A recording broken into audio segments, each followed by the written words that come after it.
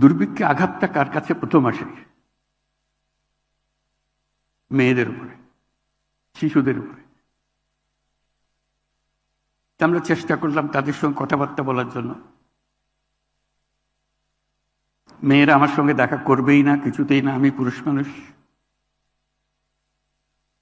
মেয়েরা গেল, তাদের সঙ্গে কথা বলল, বোঝালো কি করা যায়। সেইটার থেকে এই ঋণ কর্মসূচি শুরু হলো, যেটা পরবর্তী তার বড় আকার ধারণ করলো।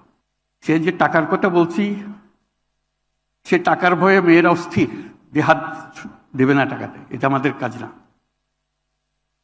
আমি কোনোদিন স্পর্শ করি নাই টাকা, এই হলো তাদের পজিশন। আমি মেয়েদেরকে বললাম, কয়েকটা টাকা সঙ্গে নিয়ে যেও, একটু হাতে লাগিয়ে দিও, স্পর্শ তো করলেন, এখন হলো। ওইভাবে শুরু হয়েছিল। টাকা দিতে হলে একটা নামটা লিখতে হয়, নাম তো আর খুঁজে পাওয়া যায় না, কারো নাম নাই। এটা হলো মহিলাদের কপাল। সেই শৈশবে কারো মেয়ে, অমুকের মেয়ে, বিয়ে হলে অমুকের বউ, সে জানে না তার নাম কি। কোনো রকমে তার থেকে আমরা নাম্বার করতে পারি না।